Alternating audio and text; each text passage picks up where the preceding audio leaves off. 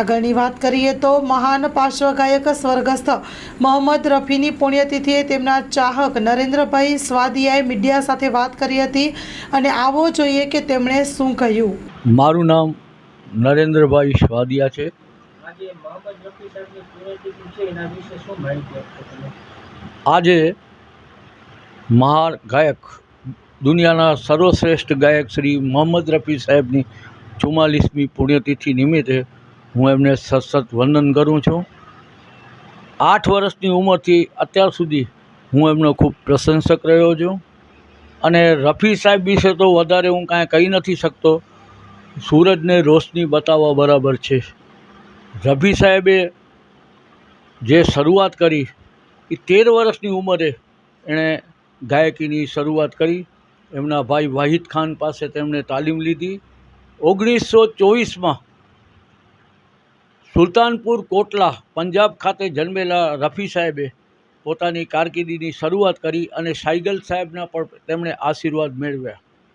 આજે એણે પંજાબી, ગુજરાતી, મદ્રાસી, મરાઠી, બંગાળી, ગુજરાતી દરેક ક્ષેત્રના ગીતોમાં તેણે પોતાની નામના કાઢી. હું તો એમ કહું છું કે આના જેવો કોઈ ગાયક નથી અને થવાનો પણ નથી. અને રફીનો એટલો હું પ્રશંસક છું કે આજે સ્ટેજ પ્રોગ્રામમાં પણ મેં 14 થી 15 વર્ષ એની કારકિર્દીમાં હું આગળ રહી અને એમના આશીર્વાદ મેળવીને આજે હું થોડું ઘણું પણ એમના ગીતો ગાતો થઈ ગયો છું.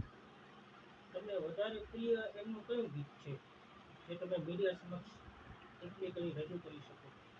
દરેક ક્ષેત્રના જોઈએ તો જોની વોકરથી માંડીને આજે ઋષિ કપૂર સુધીની પેઢીના એમણે ગીતો ગાયા છે. એમાં જે એના જૂના ગીતોમાં જોઈએ તો હસી ખુશીના, આનંદના ગીતો અને ગંભીર ગીતો પણ છે. હું તમને 2 ઘડી રજૂ કરીને એક ગંભીર ગીત સંભળાવું છું. મેરી કહાની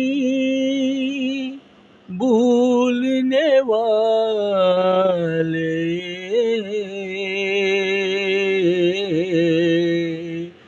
मेरी कहानी भूलने वाले तेरा जहाँ आबाद रहे.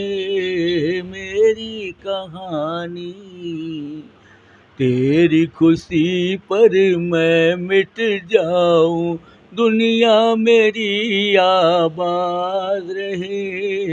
मेरी कहानी. સ્ટાફ જોઈએ છે. મીડિયા ક્ષેત્રે કારકિર્દીનું ઘડતર કરવા માંગતા યુવાનો માટે સુવર્ણ તક.